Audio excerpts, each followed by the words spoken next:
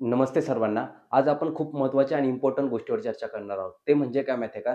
आज जे जग आहे, जे वर्ल्ड जे काही ना, त्याची निर्मिती कशी झाली? आज याबद्दल चर्चा करणार आहोत. चर्चा करताना आपल्याला सर्वप्रथम एक गोष्ट समजली पाहिजे. आपल्या जगामध्ये जर बघितलं गेलं तर नॉर्थ अमेरिका आहे, साऊथ अमेरिका आहे, युरोप आहे, आफ्रिका आहे, आशिया कॉन्टिनेंट आहे, अंटार्क्टिका झालं आणि काही समुद्र आहे, म्हणजे ओशियन म्हणलं जातं त्याला. अंटार्क्टिक महासागर झालं, पॅसिफिक महासागर झालं, हिंदी महासागर झालं. हे सगळे जे काही आहेत ना, यांची जी निर्मिती झालेली आहे ना, ती कशाप्रकारे निर्मिती झाली? आपल्या माइंडमध्ये पहिला क्वेश्चन असतो. कारण की काय माहिती आहे का? आज जे जग फॉर्म झालंय ना, ते पूर्वी ते जग कसं होतं? आज आपण जिओग्राफिकल पॉइंट ऑफ व्ह्यूने आपण ही डिटेल चर्चा करणार आहोत. कारण की काय माहिती आहे का? हा जो कन्सेप्ट आहे ना, हा भरपूर साऱ्या लोकांना समजायला खूप डिफिकल्ट जात असतो. त्यामुळे मी तुम्हाला हा कन्सेप्ट समजून सांगणार आहे. ज्या आधारावर तुम्हाला जर फ्युचरमध्ये क्वेश्चन पडेल किंवा सामान्य लोकांना सुद्धा हे समजायला फार सोपं पडणार आहे. सो आपण याच्यावर फोकस करूया. आता तुम्हाला एक गोष्ट सांगतो, हे जे काही आपला जगाचा मॅप आहे, हा मॅप आहे ना, हा समजून घेताना आपल्याला एक गोष्ट समजली पाहिजे. अब्राहम ओर्टेलियस नावाने एक शास्त्रज्ञ होऊन गेलेले आहे. त्या शास्त्रज्ञांनी त्यांनी काय सांगितलं माहिती आहे का? हे नॉर्थ अमेरिका हे बघा, मी तुम्हाला याच्यावरनं सांगतो पूर्णपणे. हा जो मॅप आहे, आज जगाची निर्मिती झालेली आहे ना, हा जो मॅप आहे ना, हे दक्षिण अमेरिका आणि आफ्रिका ह्या दोघांची जी जी कोस्टलाईन आहे ना, ही कोस्टलाईन बघितलं तर बऱ्यापैकी सेम दिसते. त्या आधारावर आहे ना, अब्राहम ओर्टेलियस नावाचे एक शास्त्रज्ञ होऊन गेलेले मिडल हिस्ट्रीमध्ये. त्यांनी काय म्हणतो एक स्टेटमेंट दिलं होतं.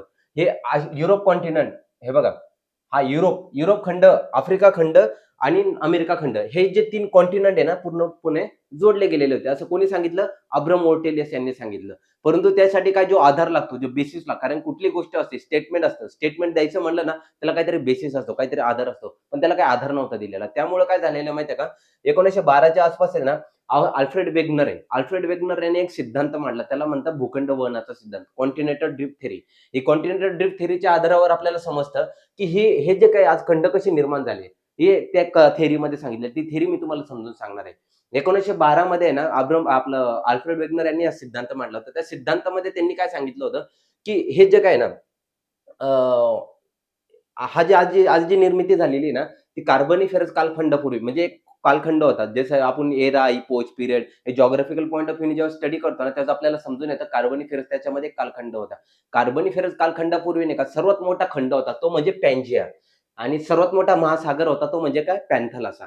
म्हणजे सांगायचं तात्पर्य काय, हे जे कॉन्टिनेंट आहे ना, हे जे भूखंड आहे ना, जगामध्ये जे आशिया झालं, आफ्रिका झालं, नॉर्थ अमेरिका झालं, साऊथ अमेरिका झालं, हे जे कॉन्टिनेंट आहे ना, पूर्वी फक्त एकच कॉन्टिनेंट होतं हे सगळे मिळून. हा जो भूभाग सेपरेट झालेला आहे ना, हा फक्त एकच होता. त्याला पॅन्जिया म्हणलं जायचं आणि हा जे समुद्र आहेत ना, अटलांटिक महासागर, हिंदी महासागर, पॅसिफिक महासागर, हे सगळे ओशन सुद्धा काय एकच होते. ते आता कसे सेपरेट झालेले आहेत, त्यावेळेस एकच होतं. त्याला म्हटलं जायचं पॅन्थालासा. कोणकोणतं? पॅन्जिया आणि पॅन्थालासा. कार्बनिफेरस कालखंडापूर्वी हे 2 गोष्टी होत्या. एक म्हणजे पॅन्जिया नावाचा खंड होता आणि एक म्हणजे पॅन्थालासा नावाचा खंड होता. परंतु कार्बनिफेरस कालखंडानंतर आहे ना, की पॅन्जियाचं विभाजन झालं. हा जो पॅन्जिया कॉन्टिनेंट आहे ना, याचं विभाजन झालं आणि त्याचे प्रामुख्याने 2 भाग पडले. एक म्हणजे उत्तर लॉरेशिया आणि दक्षिण गोंडवाना. कोणकोणते? कार्बनिफेरस कालखंडानंतर त्याचे 2 भाग झाले. एक म्हणजे उत्तर लॉरेशिया आणि दक्षिण गोंडवाना. उत्तर लॉरेशियाचा मध्ये भाग जर घेतला तर आपण नॉर्थ अमेरिका येतं, युरोप कॉन्टिनेंट येतं आणि आशिया कॉन्टिनेंट येतं. म्हणजे हा उत्तरे साइडचा भाग झाला, इक्वेटरच्या वरच्या साइडनी. कोणकोणते? उत्तर लॉरेशियामध्ये नॉर्थ अमेरिका, युरोप आणि आशिया कॉन्टिनेंट आणि दक्षिण गोंडवाना, साऊथ गोंडवानामध्ये ना दक्षिण अमेरिका झालं, आफ्रिका झालं, इंडिया झालं, ऑस्ट्रेलिया झालं, खाली अंटार्क्टिका नावाचा कॉन्टिनेंट आहे. हे 2 भाग कार्बोनिफेरस कालखंडानंतर हे सेपरेटेड झाले. एक म्हणजे उत्तर लॉरेशिया आणि दक्षिण गोंडवाना. आता हे तर त्यांनी स्टेटमेंट दिलं. पण स्टेटमेंटसाठी त्यांनी काही आधार दिला. म्हणजे मी तुम्हाला म्हटलं नाही का, आपण एखादं स्टेटमेंट देतो. पण त्याचा बेस जर काहीतरी आपल्याला त्याचे एव्हिडन्सेस द्यावा लागतात. मग त्यांनी काही एव्हिडन्सेस दिले, काही पुरावे सांगितले. त्याच्यामध्ये त्यांनी 2 पुरावे सांगितले. पहिला पुरावा म्हणजे काय gravitational force of sun and moon.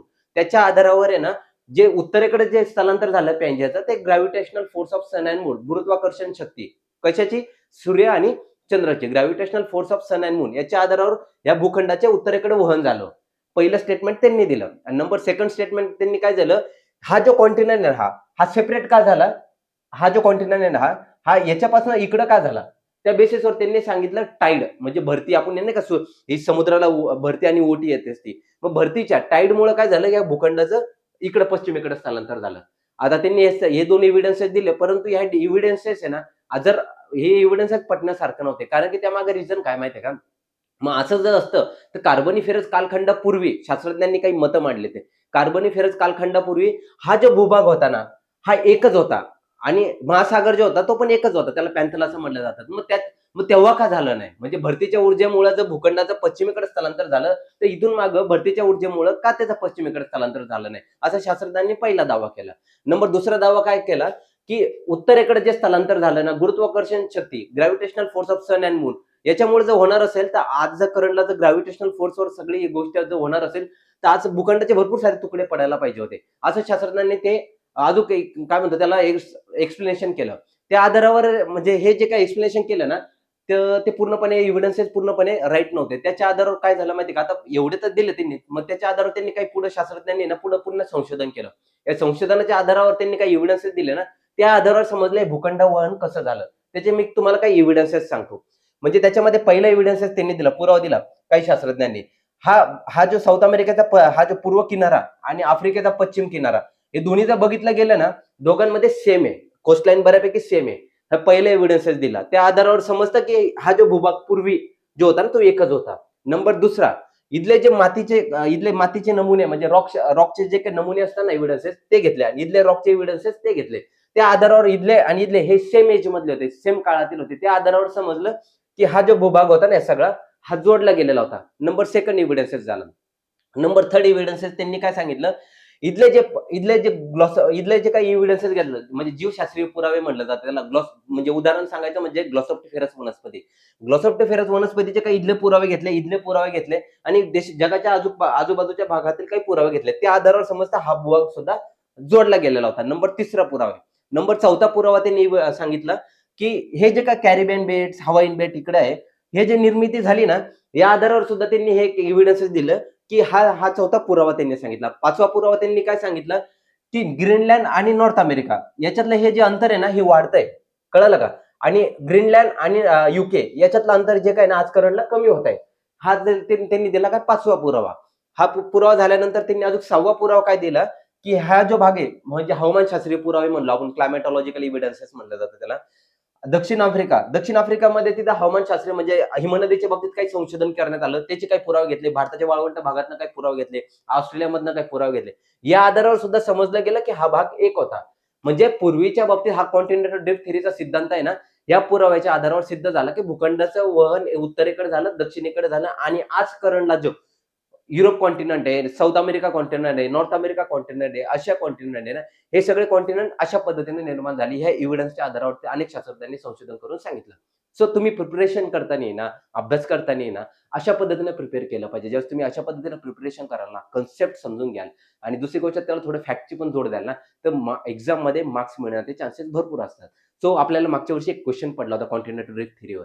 तो जर हे प्रॉपर रीड केलं असतं ना, ही सगळ्या गोष्टी तिथं मार्क्स चांगले पडले असते. तो मार्क्स गेला नसता. सो अशा पद्धतीनं प्रिपरेशन करा. God bless you all. All the best. Bye bye. Take care.